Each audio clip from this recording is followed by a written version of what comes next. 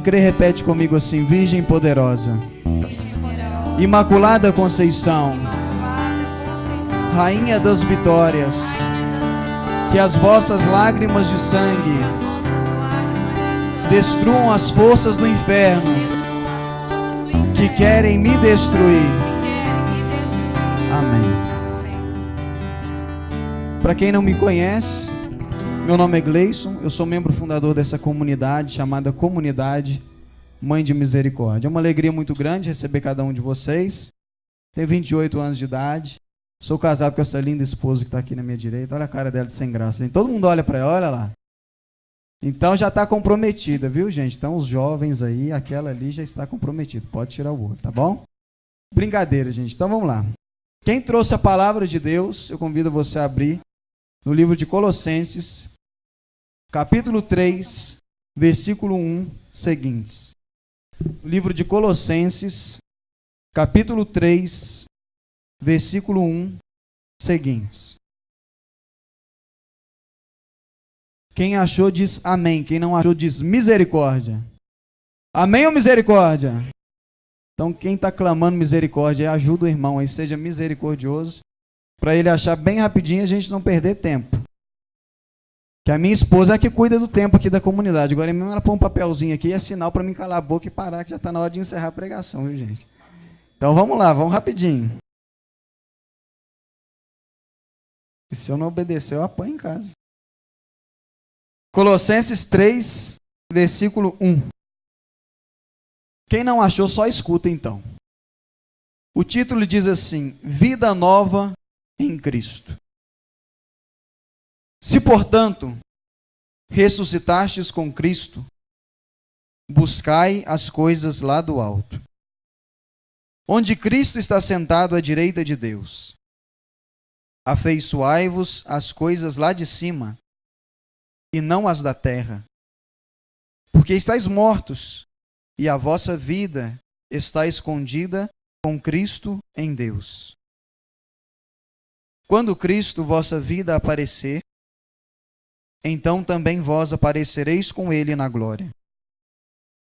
Mortificai, pois, os vossos membros no que tem de terreno, a devassidão, a impureza, as paixões, os maus desejos, a cobiça, que é uma idolatria. Dessas coisas provém a ira de Deus sobre os descrentes. Outrora também vós assim vivíeis, mergulhados como estáveis nesses vícios. Agora, porém, deixai de lado todas estas coisas: ira, animosidade, maledicência, maldade, palavras torpes da vossa boca. Nem vos enganeis uns aos outros. Vós vos despistes do homem velho com os seus vícios, e vos revestistes do novo, que vai restaurando constantemente a imagem daquele que o criou, até atingir o perfeito conhecimento.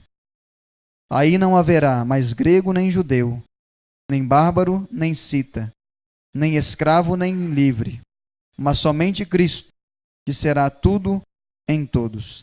Palavra do Senhor, graças a Deus. A palavra de Deus, ela sempre quer nos dizer algo. E quando a gente vai aprendendo como que a gente deve ler a Bíblia, nós precisamos sempre buscar encontrar na palavra de Deus aquilo que Deus está ordenando. Na maioria dos textos da Sagrada Escritura sempre tem uma ordem de Deus. E quais seriam as ordens de Deus que nós encontramos aqui neste texto? Alguém arrisca aí? A primeira ordem de Deus que eu achei é: buscai as coisas do alto. Deus está dando uma direção, Ele está mostrando um caminho, Ele está dando uma ordem. Então não é opcional. Para mim viver bem, para eu ser feliz de verdade, eu preciso buscar as coisas do alto. Então a primeira ordem é essa. Depois vai falar assim: afeiçoai-vos às coisas lá de cima, E depois tem uma terceira parte que diz assim: mortificai os vossos membros naquilo que há de terreno. Então vamos começar com a primeira ordem, buscar as coisas do alto. O que é buscar as coisas do alto? O que é isso? Como que eu busco as coisas do alto? Pode falar, gente, eu não morro não, viu? Se errar, que nós estamos aqui para aprender, todo mundo, inclusive eu. Oração, Santa Missa, confissão. Gente, será que é só o seu verso que está buscando as coisas do alto? Misericórdia, nós vamos ter que fechar as portas da comunidade ou redobrar aqui a nossa missão, né? Para mim buscar as coisas do alto, eu preciso primeiro conhecer aquilo que é do alto. Aquilo que é do alto. E infelizmente no mundo de hoje, tem muita gente fazendo coisa errada, achando que é coisa de Deus. Tem muita gente querendo adoçar o seu pecado, se enganando a si mesmo, como se aquilo fosse algo que Deus gostasse. Eu nunca vou conseguir buscar as coisas do alto se eu não conheço as coisas do alto. Se eu não conheço de verdade aquele que veio do alto, se tornou homem, ficou do meu tamanho, aquele Deus que era infinito, de uma grandeza sem fim, assumiu a condição de um ser humano para poder chegar até nós. Para poder ficar do nosso tamanho, para poder olhar nos nossos olhos, para poder vir nos resgatar. Eu só consigo buscar as coisas do alto se eu conheço aquele que vem do alto. Eu preciso então conhecer a Deus. Como que eu vou buscar as coisas do alto se eu não leio a palavra de Deus? Se eu não estudo o catecismo da Igreja Católica? Se eu não vou à Santa Missa? Se eu não tenho vida de oração, vida de mortificação, que é uma das ordens que está aqui? É impossível. Eu tenho certeza que todo mundo que está aqui quer ser feliz. Até mesmo quando a gente erra tentando ser feliz. Quando a gente faz escolhas erradas na nossa vida, a gente faz acreditando que aquilo vai trazer algum prazer, vai trazer algum benefício, vai trazer algum alívio. E às vezes a gente erra tentando acertar, geralmente é assim. E prova disso é a passagem do filho pródigo, né? A parábola do filho pródigo, né? O filho pródigo, ele tinha mais um irmão, vivia na casa do pai, o pai era rico, tinha fartura na casa do pai, e de repente ele resolve pedir a herança dele ainda quando o pai estava vivo. E o pai dá a herança para ele. E ali fala que depois do que o pai dá a herança para ele, alguns dias depois, ele saiu da casa do pai e foi viver a vida dele, do jeito dele, conforme ele achava que era melhor para ele. Quando a palavra de Deus fala que ele saiu da casa do pai alguns dias depois, isso aí quer mostrar que não foi um ato impensado. Isso aí quer mostrar que antes dele sair da casa do pai, ele teve tempo de voltar atrás, ele teve tempo de planejar a vida dele, para onde ele ia. E você acha que quando aquele filho fez um projeto, agora eu estou com dinheiro, meu pai é rico, ele me deu a parte da herança, agora eu vou viver a minha vida, eu vou sair, vou viver do meu jeito, eu já estou grande. Você acha que ele fez um plano de derrota ou um plano de felicidade? Ele fez um plano de felicidade. Ele não saiu de casa falando assim, eu vou lá perder tudo. Não. Ele foi achando que aquilo ali ia dar certo. Ele foi acreditando que ele ia longe. Foi isso que aconteceu na vida dele? Não foi. Depois que o demônio tirou dele tudo que ele tinha.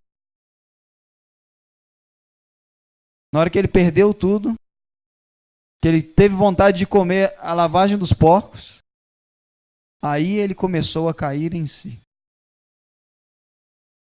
O demônio veio para roubar, matar e destruir. É isso que ele quer fazer na nossa vida. Ele não tem o poder de criar as coisas como Deus criou. Ele já está condenado. Então o que ele faz? Se ele não é criador, ele se tornou o destruidor. O demônio não tem parte nenhuma mais com Deus. Ele rompeu com ele de forma definitiva. Então o demônio não sabe o significado da palavra amor, porque amor vem de Deus. E se ele não tem parte nenhuma com Deus, ele não conhece o que é amor, ele não conhece o que é piedade, ele não é capaz de se arrepender.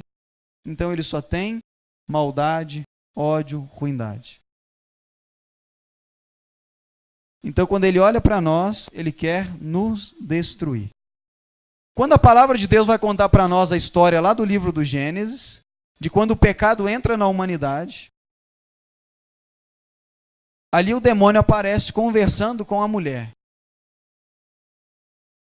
E Deus havia falado para a mulher assim, ó, tá vendo esse jardim maravilhoso? É tudo de vocês. Isso aqui pode, isso daqui não pode. Esse fruto aqui é o fruto do pecado. Isso aqui vocês não podem fazer. Mas aí aparece a serpente e começa a dialogar com a mulher. Quando a gente dá asa para o demônio, dá asa para a má conversa, dá asa para a má companhia, nós estamos dando brecha para o inimigo nos seduzir. E a Bíblia vai chamar o demônio de pai da mentira. A palavra de Deus vai dizer que o demônio é o pai da mentira. E o que é mentira? Fazer aquilo que é errado, parecer certo. Fazer aquilo que é ruim, parecer bom. Então, quando a palavra de Deus diz isso para nós, ela está dizendo que essa é a especialidade do demônio. Fazer com que eu e você que estamos aqui hoje acredite que aquilo que é errado é correto.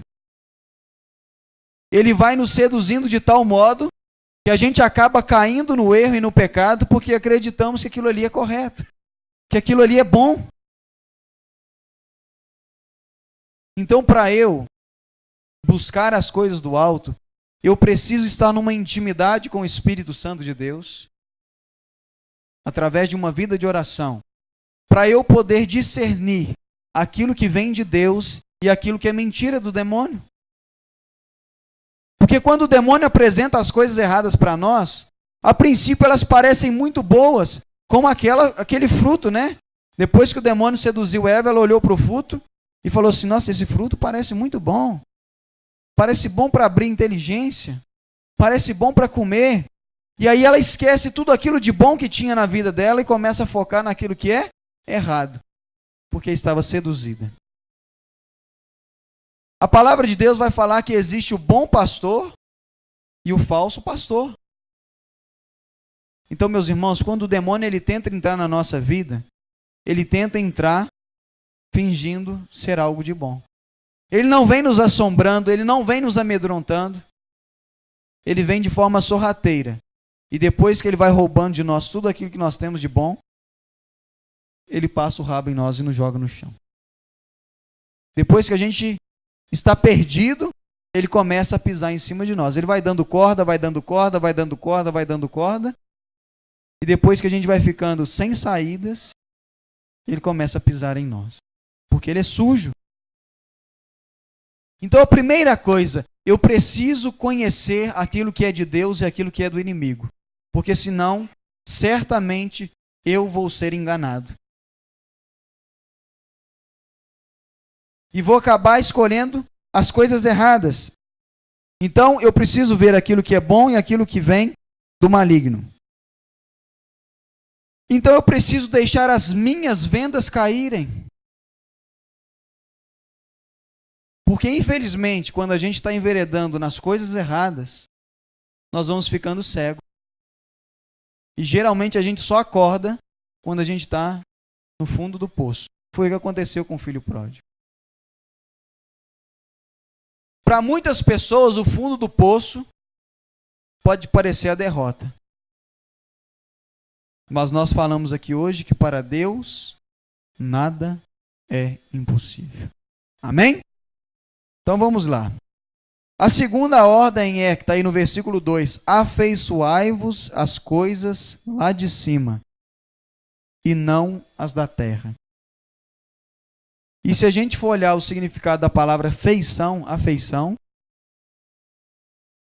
eu coloquei aqui assim: tomar a aparência, o aspecto das coisas de Deus.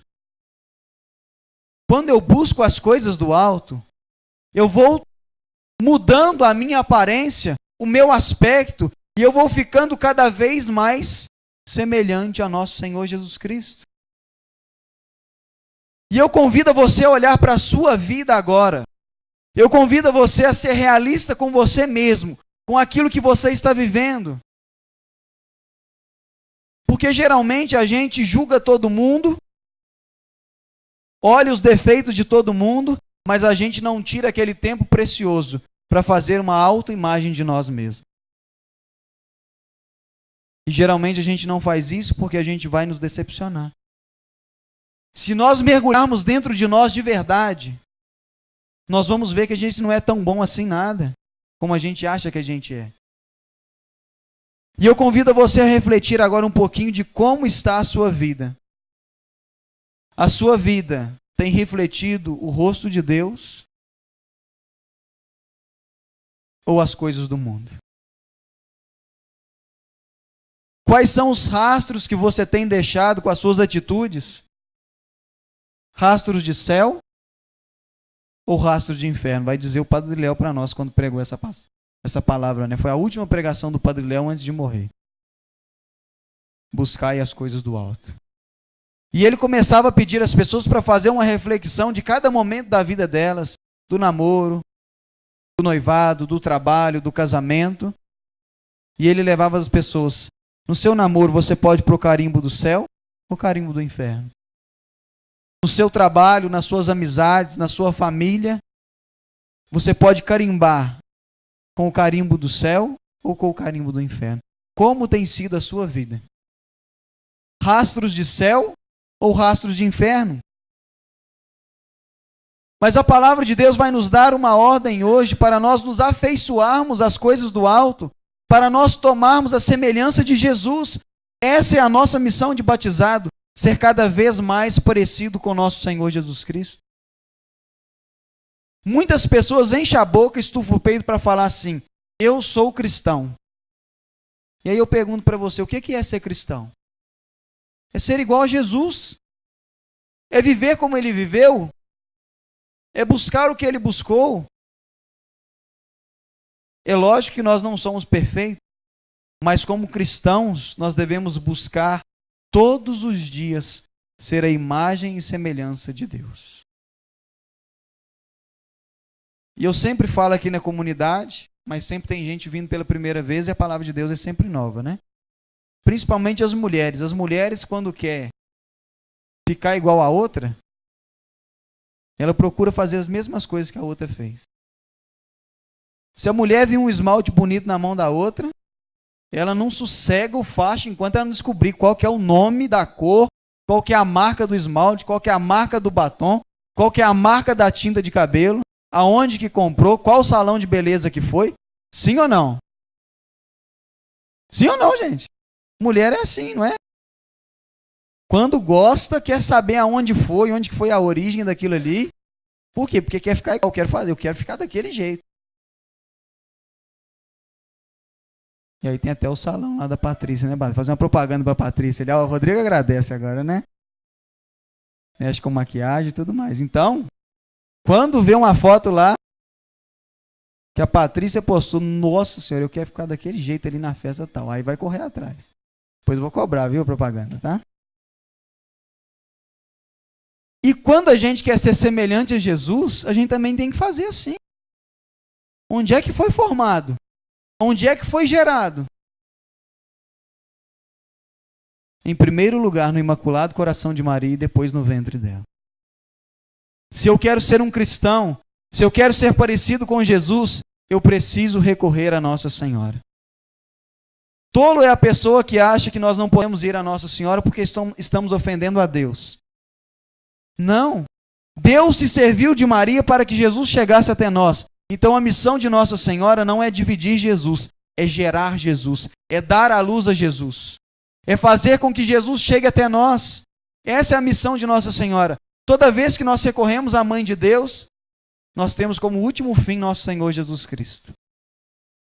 A Virgem Maria não quer tomar o lugar de Deus. Então não tenha medo de pedir o auxílio dela, porque ela foi a forma que Deus se serviu através do Espírito Santo para que Jesus fosse gerado na sua humanidade.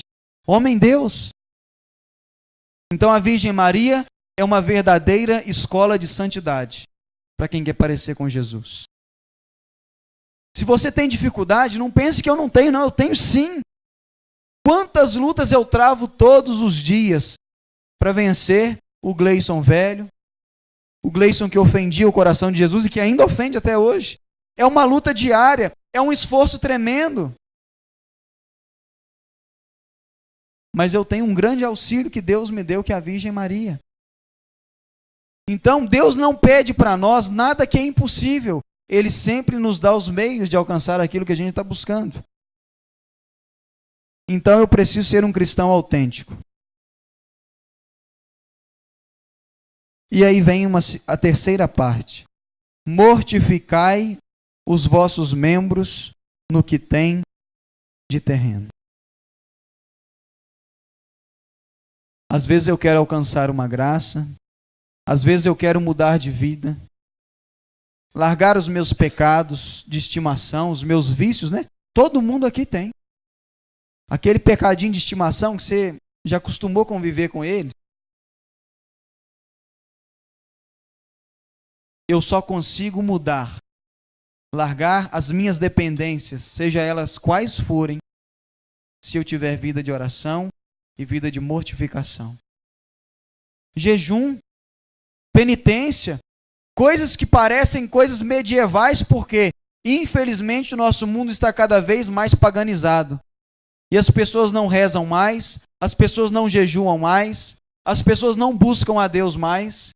E é por isso que quando nós ligamos a TV no noticiário, nós estamos vendo todas essas aberrações acontecendo, as pessoas se perdendo, as pessoas se entregando nos prazeres de forma totalmente desregrada, nos vícios, no suicídio. E se eu quero mudar de vida, eu preciso me esforçar. E através do meu esforço, entra a graça de Deus. O nosso Deus não é o Deus, como o Beto fala, né, da varinha de condão. A gente só quer solução. Eu quero que Deus me cure, que Deus me liberta, mas eu não quero fazer força nenhuma. Eu quero um passe de mágica. Graça não é assim. Graça não é assim. Se eu quero que as graças de Deus caiam sobre a minha vida, se eu quero que o poder de cura e libertação que emana da cruz caia sobre a minha vida, eu preciso aceitar Jesus na minha vida. E Jesus é uma pessoa. E para que eu viva na graça de Deus, eu preciso estar na presença dEle. Eu preciso estar em comunhão com Ele, mas para isso eu preciso conhecer. Eu preciso estar em permanência, em oração com Ele, em comunhão. E muitas vezes nós queremos somente a solução. Eu não quero servir a Deus de verdade. Eu quero um Deus que me sirva. Eu quero um Deus que é o gênio da lâmpada, que na hora que eu estou com um problema, Ele aparece e resolve tudo como um passe de mágica. Não, meu irmão. Não é assim. Essa não é a realidade do Evangelho. Jesus fala de cruz. Deus pode nos curar, sim. Pode nos libertar, sim. E Ele quer fazer isso. E às vezes a graça não acontece porque eu não deixei Ele entrar na minha vida. Porque eu não deixei Ele assumir as rédeas da minha vida. Eu quero que as coisas aconteçam do meu jeito. E não é assim que as coisas funcionam. Eu preciso me abrir para a pessoa de Jesus e deixar Ele conduzir a minha vida. Meu irmão e minha irmã, nós só vamos ser felizes se nós entregarmos a nossa vida nas mãos de Deus. Se eu não entender que aquilo de bom que existe para a minha vida está em Jesus, eu vou bater a cara em muita porta. Eu vou sofrer muito. Como disse a palavra, a nossa vida está escondida em Cristo Jesus. Pensa num pai preparando ali com a esposa um enxoval para o filho. Assim é Deus. Deus, quando criou quando criou você... Ixi, lá vem. 5 minutos. Eu tenho mais 1 hora para falar, ela me deu um papel de 5 minutos. Né? Então, Deus, quando nos criou, Ele nos criou para sermos felizes. Por que é que tem tanta coisa errada no mundo? Porque o homem vivia no paraíso, como vai dizer lá o livro do Gênesis, e ele se deixou seduzir pelo demônio e optou pelo pecado. E o pecado entrou e destruiu a humanidade. Mas Deus, rico em misericórdia, mandou o seu Filho único como um sacrifício perfeito para nos resgatar das garras de Satanás. Nós não temos ideia do poder da cruz de Jesus. Sabe o que a minha e a sua salvação custou? O preço do sangue de um Deus. E quando eu não aceito esse Deus na minha vida, eu estou jogando fora toda a dor de Jesus no Calvário. Tudo aquilo que Jesus passou, as cusparadas no rosto, a barba sendo arrancada, chicoteado de várias formas, os seus ossos já aparecendo de tantas chibatadas ali com aqueles pregos na ponta ali do chicote, pregos e lâminas, castigando o corpo de Jesus, os seus ossos aparecendo, e vai dizer o livro de Isaías, o profeta Isaías vai dizer que ele já não tinha mais aparência humana, estava desfigurado, uma aparência horripilante. Assim era o corpo de Jesus no alto da cruz. Coroado de espinhos, vai dizer o livro da beata Ana Catarina Emmerich, que um dos cravos perfurou um dos seus olhos. Nós não temos ideia daquilo que Jesus sofreu por nós, não só no seu físico, mas toda a humilhação, quando ele foi ser açoitado, atado à coluna, que ele teve toda a sua veste arrancada, na frente de todos. Tamanha humilhação que um Deus sofreu. E vai dizer o livro da beata Ana Catarina Emmerich, que Jesus, naquele momento em que teve as suas vestes arrancadas, para ser açoitado, atado à coluna, ele disse lá no íntimo do coração de Nossa Senhora, de tanta vergonha: Mãe, desvia de mim o seu olhar. A dor de Jesus é muito mais do que a dor humana. Jesus sofreu a maior dor que um homem pode sofrer. Não existe sofrimento maior do que o de Jesus. E sabe por que Jesus passou por isso tudo? Sabe por que ele suou sangue antes de ser traído por Judas? Porque ele sentiu medo. Ele rezou por 3 vezes: Pai, se é possível, afasta de mim esse cálice. E Deus se calou.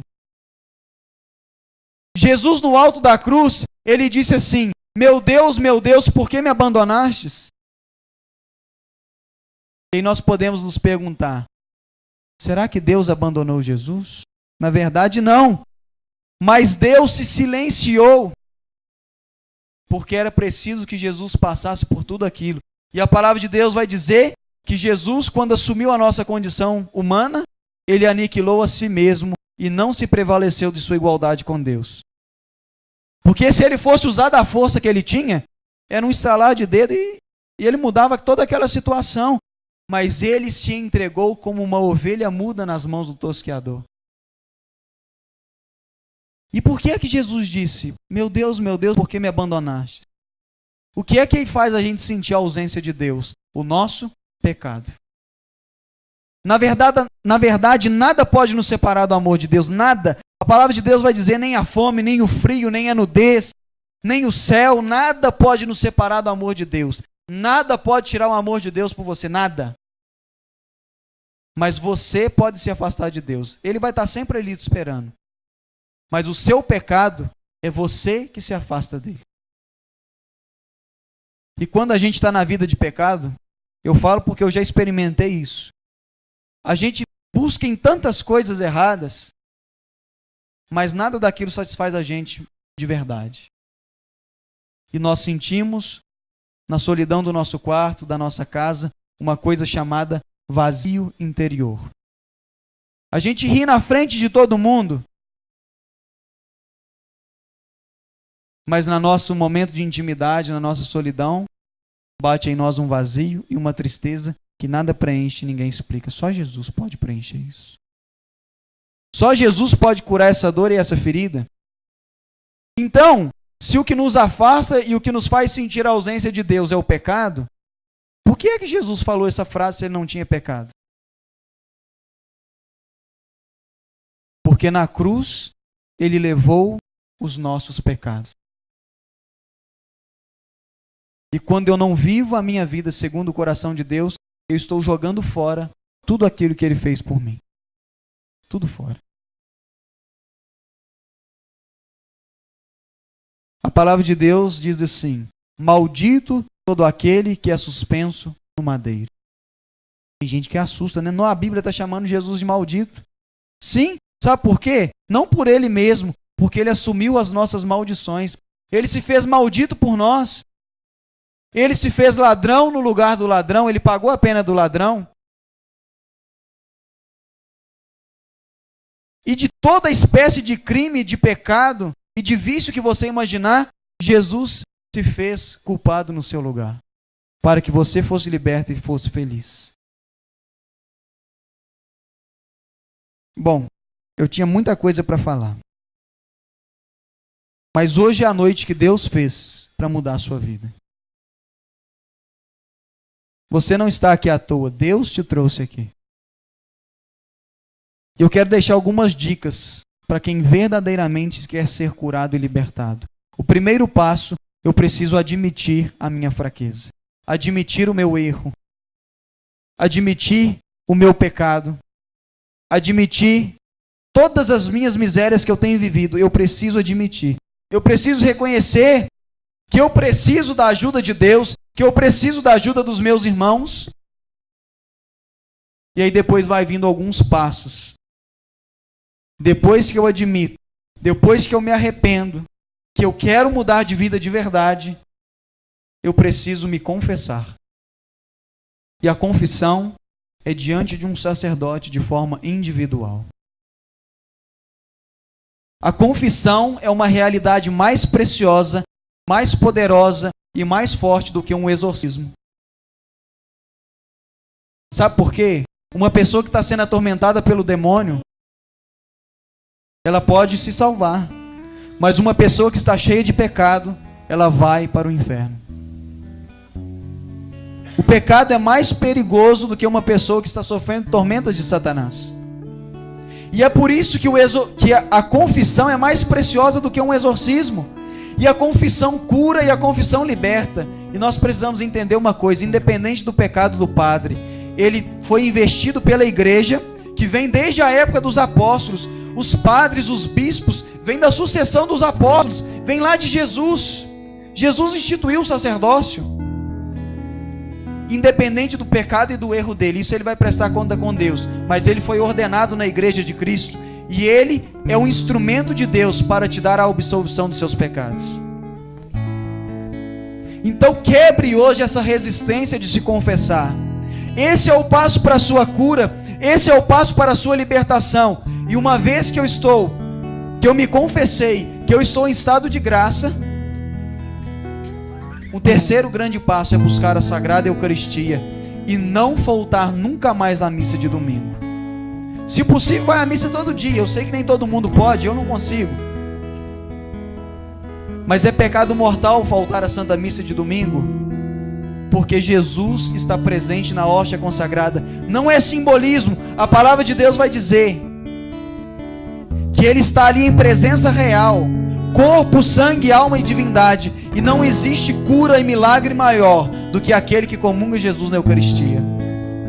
A missa parece chata quando a gente não conhece e não entende o sentido dela. Depois que a gente estuda e a gente vê que a Bíblia está na palavra de Deus e que os apóstolos celebravam a Santa Missa, nós vamos entendendo que a maior preciosidade que existe na Igreja Católica Apostólica Romana é a Eucaristia que nós encontramos na missa. É o bem maior da nossa igreja. É o sacramento dos sacramentos, fonte de cura, de milagre, de libertação. Então eu deixo para vocês esses passos. Eu quero convidar você que quer ter essa vida nova em Cristo Jesus a ficar de pé nesse momento.